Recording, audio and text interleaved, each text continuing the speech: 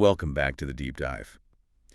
Today, we're doing something that requires a bit of imagination, but also a hard look at reality. Okay, I'm with you. I want you to mentally transport yourself to a grocery store aisle. It's right now, February 2026. You're standing there, maybe in the beverage section, maybe in the snack aisle, and you pick up a package. It says natural on the label. Which is such a loaded word. Historically, natural has been a bit of a marketing Wild West. Exactly. I mean, if we rewind 10 years, natural meant something very specific. It meant, burlap sacks, earthy smells. Right. Textures that were, let's be honest, a little gritty. It was that whole crunchy vibe. It felt wholesome, but it didn't necessarily feel high-tech or premium. No, it was a niche. It implied a compromise, right? You picked natural because you wanted to avoid chemicals, but you secretly knew the shampoo wouldn't foam as well. Or the soda would go flat faster, yeah. But looking at the landscape today, in 2026, that stereotype is completely dead. We're looking at a source today that really, it blew my mind how industrialized this space has become. So what are we digging into? It's called Natural Products Industry, a comprehensive guide to trends, markets, and growth opportunities by Laurent Fabian from Ingredientsage. Ah, okay. And this guide really paints a picture of an industry that has, well, it's grown up.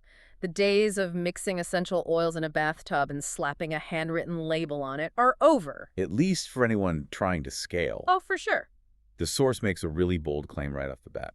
It says that brands today are winning by balancing two things: rigorous science and authentic storytelling. And you can't have one without the other. That's the core thesis. Exactly. If you just have the story, we grew this on a lovely farm, but the product separates or goes bad, you lose. If you just have the science but no soul, you're just a pharmaceutical company. And the guide points out that the whole environment is changing. Tighter regulations, demand for clean labels. And a massive need for supply chain transparency.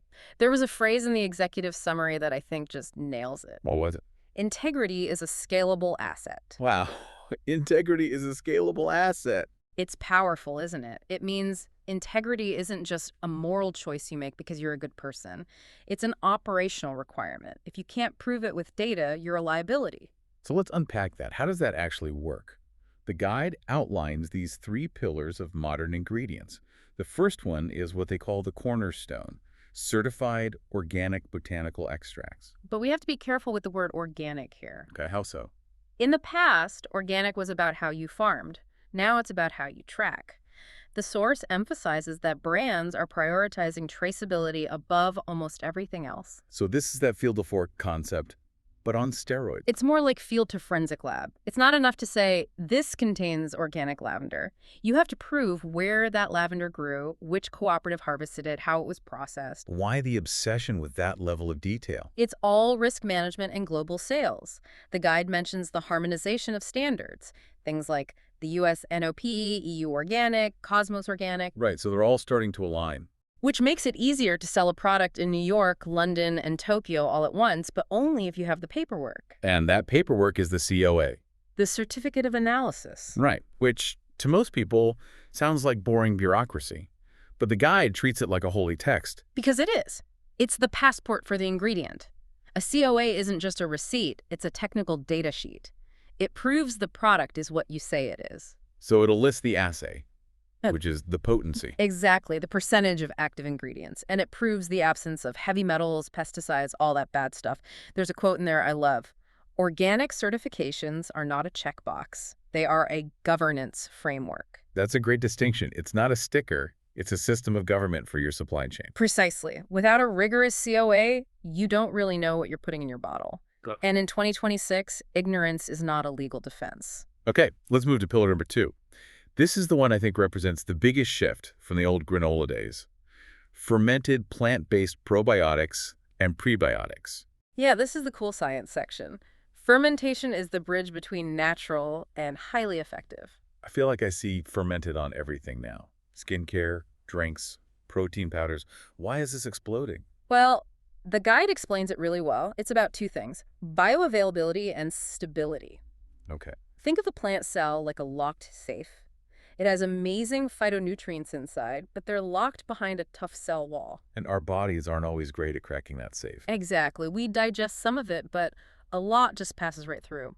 Fermentation acts like a biological crowbar. A crowbar, I like that. The bacteria break down those cell walls. They pre-digest the compounds, unlocking them so your body or your skin can actually use them. That makes perfect sense. But the guide also talks about postbiotics. I know probiotics and prebiotics. What's a postbiotic? So a postbiotic is the beneficial chemical byproducts that the bacteria create during fermentation. It's not the bug itself. It's what the bug leaves behind. Exactly. It's the result of the bug's work. And that distinction matters because keeping bacteria alive in a shelf-stable product is a total nightmare. Right. They die from heat over time. All of it. Postbiotics are already dead. They're just stable, beneficial molecules. So you get the benefit of fermentation without the headache of keeping a culture alive. So you get the natural story. Fermentation is ancient. But you also get a product that acts like a precise, stable chemical compound. Precisely. It lets natural brands compete on efficacy. It's technology-enhancing nature, not replacing it. Which leads us right into the third pillar. It sounds simple, but it's apparently a chemistry nightmare. Natural colorants and flavors. Oh, this is a huge challenge. Consumers are moving away from red dye number 40. They want things from beet, turmeric, spirulina. Which sounds great. I'd rather eat a beet than a petroleum byproduct. Me too. But the expert in the guide points out the major problem: stability. Synthetic dyes are bulletproof. You can boil them, freeze them, shine a bright light on them, and they stay the same color. And natural colors are not. The guide says they're emotional. Emotional. They react to their environment, they fade, that's called light fastness, or they oxidize. If you put a beet-derived red in a water-based cosmetic, it might turn brown in 2 weeks. Yikes. Nobody wants a brown lipstick that was supposed to be red. It's unsellable. So the solution, and the guide is really specific on this, is sourced from origin documentation and UVV stability data. UVVs. Ultraviolet visible spectroscopy.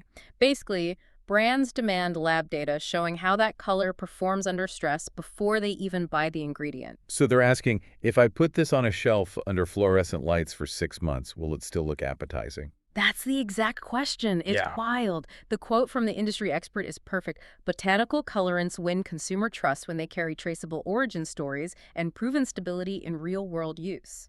You need the story, but the physics has to work. Okay, so that's the raw ingredients. Let's look at what's actually on the shelves.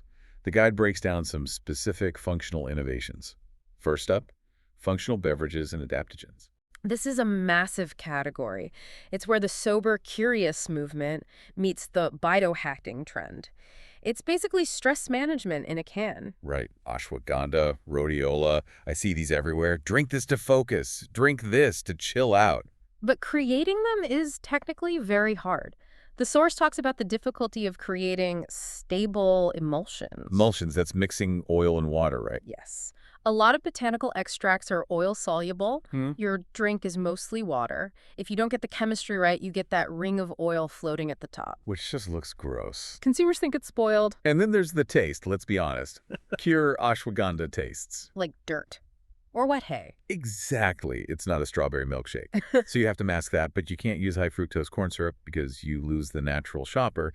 It's really sophisticated sensory engineering. And legal engineering, too. The guide mentions a regulatory note here. Oh, it's huge. The line between cosmetic and supplement language is vital. You cannot say your drink treats anxiety. That's a drug claim. Right. The FDA will shut you down. You have to thread the needle with something like supports relaxation. We can get deeper into that later. Let's hit the snack aisle first. Plant-based protein snacks. The guide calls this clean label meets craveability. We're finally moving past the era where healthy snacks tasted like cardboard. Thank goodness. The ingredients have evolved. It's not just soy anymore. It's pea, rice, hemp, and these new fermentation blends. The main goal for manufacturers is that free-from list. High protein claims, but no dairy, no gluten, no common allergens. And crucially, delivered in eco-friendly packaging. That seems to be the double-edged sword. You have to make the food healthy and the wrapper healthy for the planet. Which brings us to the business of sustainability. The guide is very blunt. Sustainability is not a feature, it's a business model. We've heard that for years. What's actually different in 2026? It's the materials. We're seeing a shift to bio-based polymers and, this is key, monomaterials. Monomaterials. Why does that matter? Okay, think about a standard chip bag from 10 years ago. It looks thin, but it's a sandwich of materials, a layer of foil, a layer of plastic. Which is impossible to recycle. Exactly. You can't separate the layers, so it goes to a landfill. A monomaterial pouch is just one type of polymer. You can melt it down and reuse it. But doesn't that cost more? Up front, yes. The total cost of ownership is higher, but the expert in the guide adds a business reality check. With life cycle savings, brand equity, and looming plastic taxes, it's the only viable long-term move. It's future-proofing. It is. It's the whole cradle-to-cradle approach. You aren't just selling a snack, you are managing a waste stream. Okay, I want to pivot now to the section that usually makes people's eyes glaze over, but here it reads like a thriller. The regulatory landscape. The boring but critical stuff. Right, the section on truth in advertising, the expert gets very serious about substantiation. It's a lawyer word, for sure. But it just means in the U.S., under the FDA and DSHEA, and in the EU, you cannot make claims you can't prove. Period. So if I sell that stress relief soda, I can't say cures depression. Absolutely not. If you say that, you're selling an unapproved drug. You have to stay in the lane of structure-function claims. You can say it supports emotional balance. But even for those softer claims, you still need proof. Oh, yes. The guide talks about maintaining a dynamic dossier of safety data. A dynamic dossier? That sounds like spycraft. It kind of is. It's risk management. It's a living folder with your clinical studies, your safety data, your ingredient origins. You have to be ready to defend your claims at a moment's notice. And that connects right back to supply chain transparency, to lot-level tracking. Think of a worst-case scenario. A batch of organic spinach extract is found to be contaminated with E. coli. Nightmare. Total nightmare. If you have lot-level tracking, you look at your data and say, okay, that lot went into batch 402 of our green smoothie, shipped to 3 distributors in Oregon. You recall only those bottles. It's surgical. Exactly. If you don't have that tracking, you have to recall everything, every bottle, everywhere that bankrupts companies. So when we see certifications like CGMP, Good Manufacturing Practice, or ISO 9001, and those aren't just badges for a website. They're survival mechanisms. They are risk controls that let a brand scale up without falling apart. You can't be a big player in 2026 without these systems. It really feels like the whole natural products industry is just grown up. It used to be a cottage industry, and now it's an industrial powerhouse. It's a marriage of nature and high-tech governance. The guide sums it up perfectly. Today's natural product brands win by combining rigorous science with authentic storytelling. Rigorous science plus authentic storytelling. Yeah. You need both. Yeah. Science without story is a pill. Story without science is a scam. That's a great way to put it. The consumer in 2026 is too smart for the scam. And honestly, too bored for just the pill. They want the romance of the botanical and the guarantee of the clinical trial. So as we wrap up, the takeaway is clear. The crunchy era is gone. We're in the era of verified natural. Verified natural. I like that. But that leads me to my final provocative thought for you to think about. Okay, let's hear it. If every brand is now required to be transparent, sustainable, and scientifically backed just to compete, if that's just the table stakes to get on the shelf, what's the next frontier of differentiation? That's a good point. If everyone is clean, then clean isn't special anymore. Exactly. Is clean just the new baseline? And if so, where do brands go from here? Is it hyper-personalization, a probiotic brewed for your specific DNA? Is it radical synthetic biology? Wow.